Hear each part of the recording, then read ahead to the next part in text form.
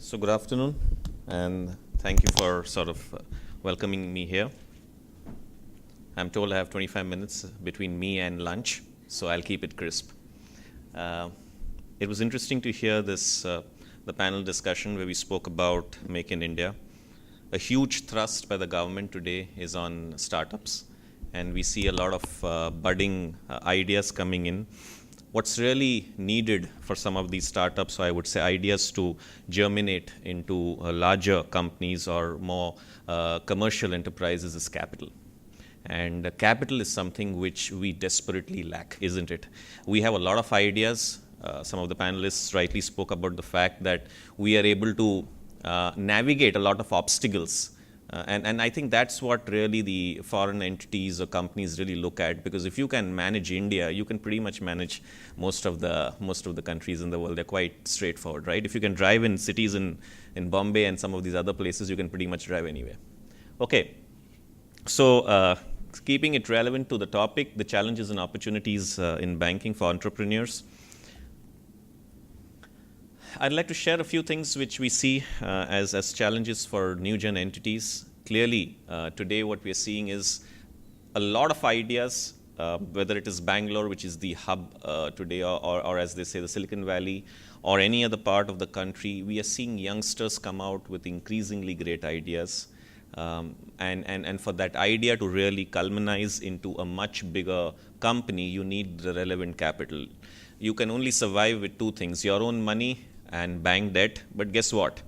There's a third class which has come up, which is the venture capital company, who are willing to sort of put in the money. And we saw that big snake that our friend over there had put up, right, in terms of how these companies are looking at, which actually to some extent is true, because they sort of look at the valuations, get in very early, and want a large stake before you really become very profitable or scalable.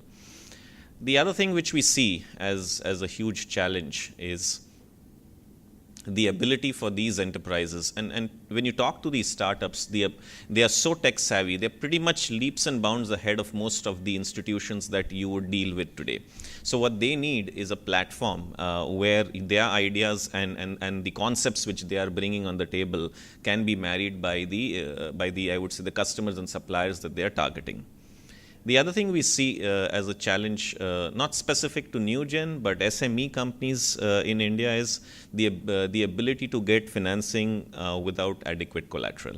And not everybody has collateral, so you end up having a lot of small and medium enterprises not being able to scale up or not being able to expand because there is a dearth of, I would say, bank finance, the traditional source of financing for them. And I'm sure a lot of you would know that close to 80% of the employment in India comes from SMEs. Okay, it's quite contrary to what one would believe, that the large corporates are employing a lot of people.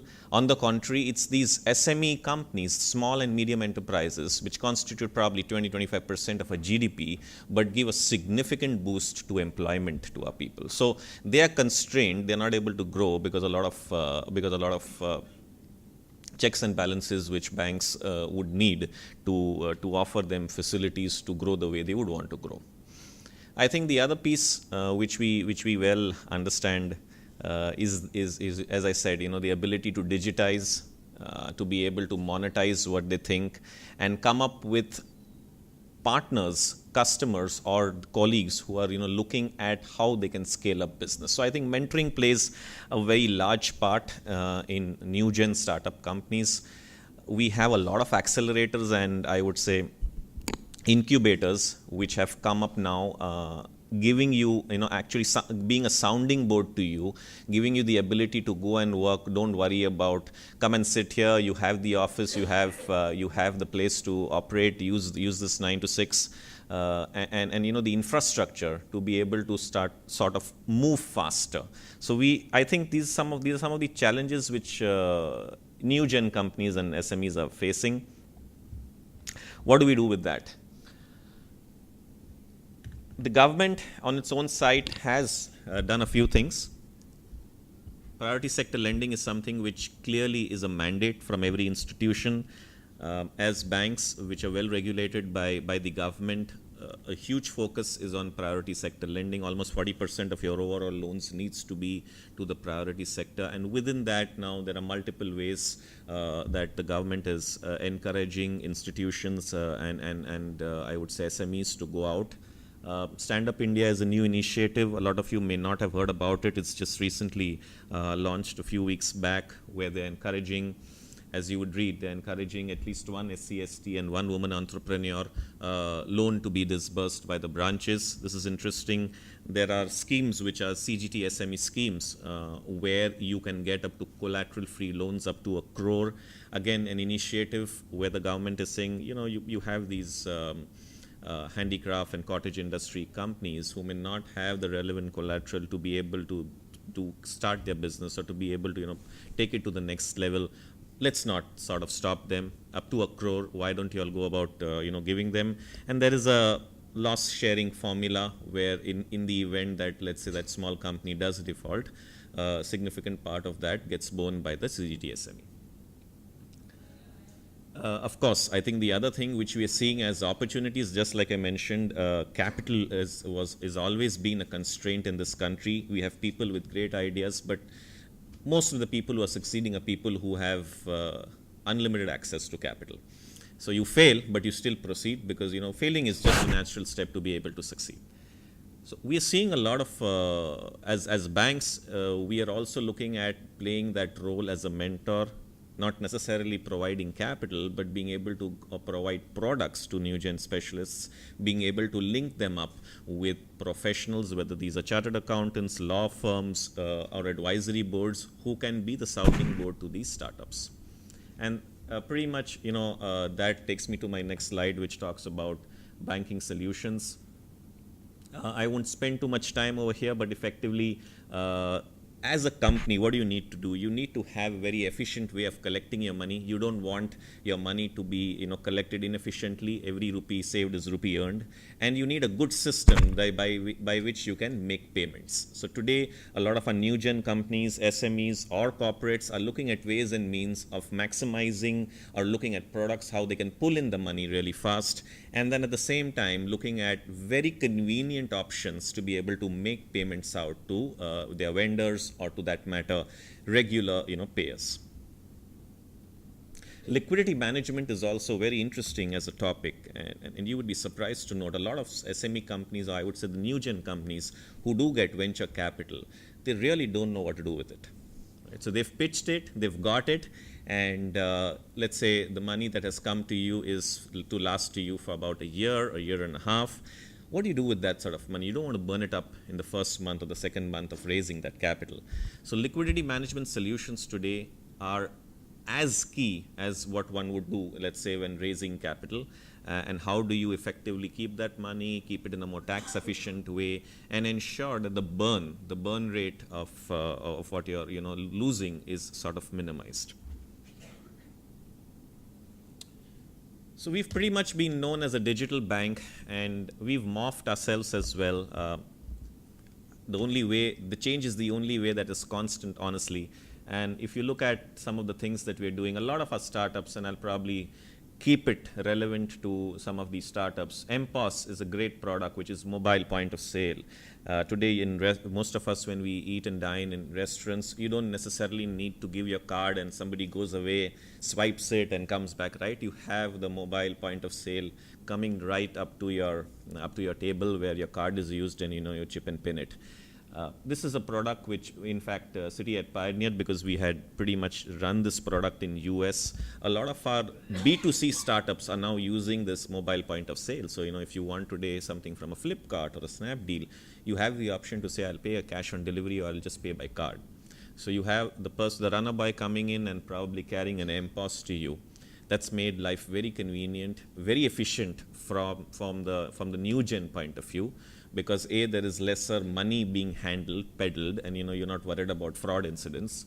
And on the other hand, it gives you the ability for the customer to buy more because he doesn't necessarily need to worry about cash at home. He knows he's got a credit card to you. Payment gateway, another great platform.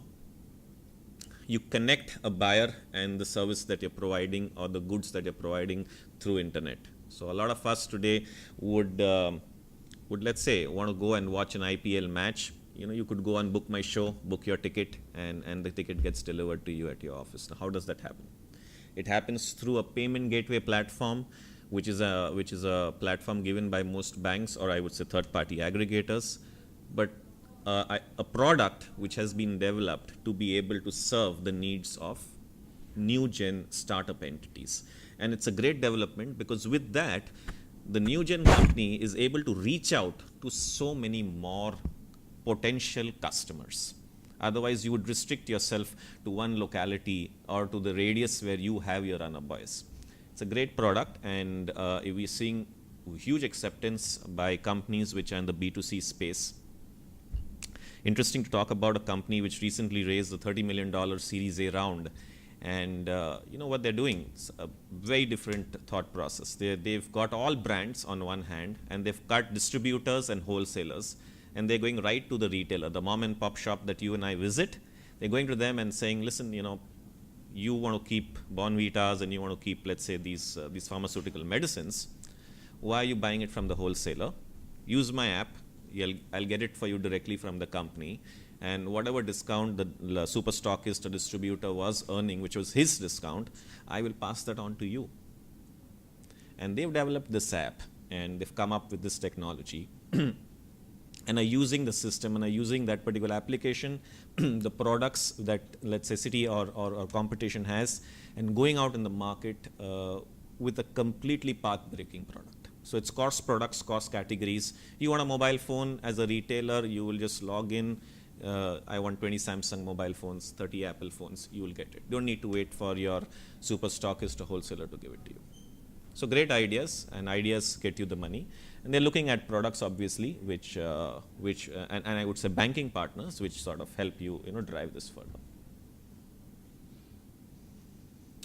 Yeah, we're known really for our FX offerings. We are a global bank, and we make it very local when we are here in India.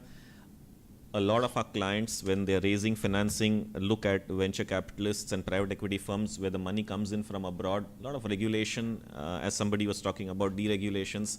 The biggest challenge in India for youngsters and technocrats is, how do you go about with this whole maze of regulations that India has? And a lot of it has got to do with the fact that it's very easy if you have the right business partner, banking partner, advisor. And we sort of take that 3-in-1 role together. We do the end-to-end advisory, including the filing which is needed to the regulator, because the client pretty much banks with us. And it's important from a startup point of view, or even in SME company getting financing in, because you don't want to be on the wrong side of the law. The regulations are quite stringent. The penalties and the compounding that they charge, even before you start off, you'll have to shut shop. So I think this is something which we really do well. Our ability to be able to advise our clients on how rates are moving, how to look at it, our hedging options, whether the ability to look at just forwards or premium paid options is something which is interesting. Various, I would say, strategies are developed depending on each of the clients' receivables, payables, and we offer these to our large corporates as well as to SMEs.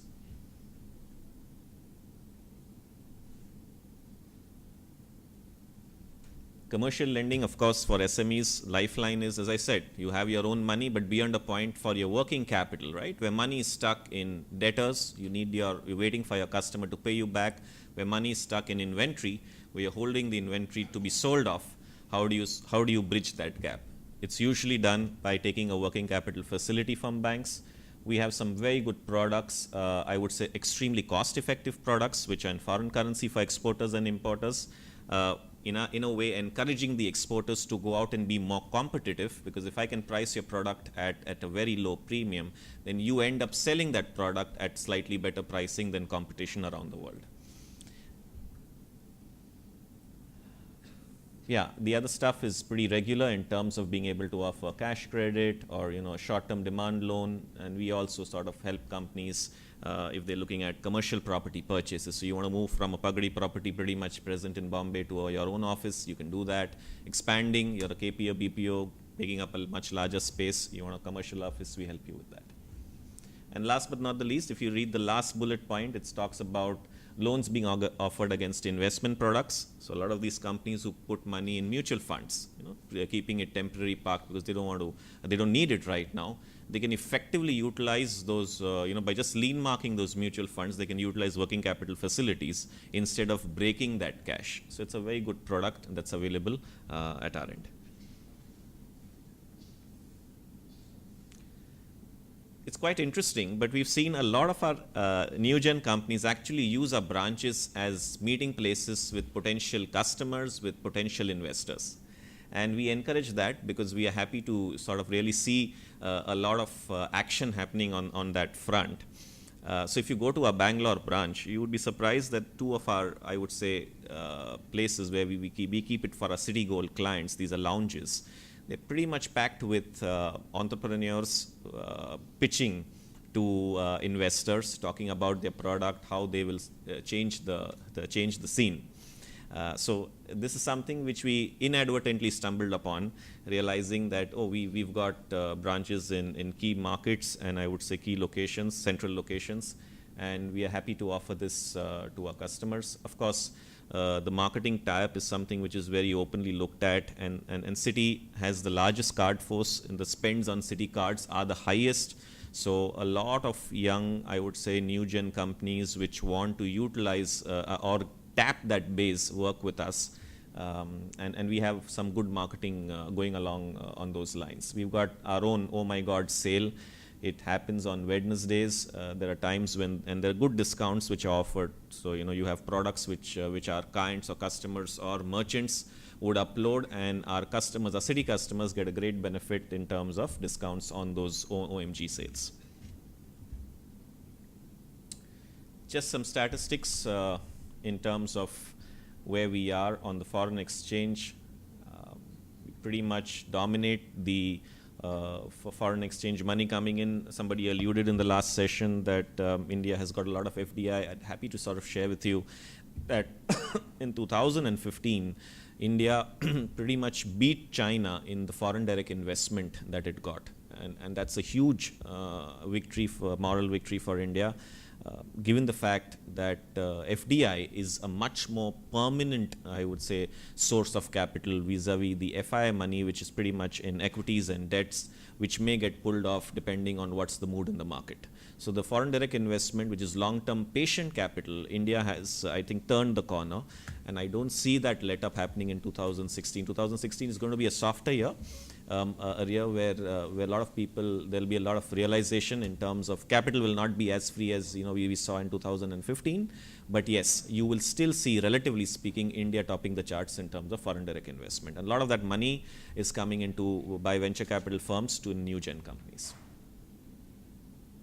A global presence, I think it's there for most of us to see. We're in 100+ countries, and we use this to our customers' advantage where they want to set up offices, whether it is in the US, in the continents of Europe, Asia. Yeah, and I pretty much sum it up in my last slide.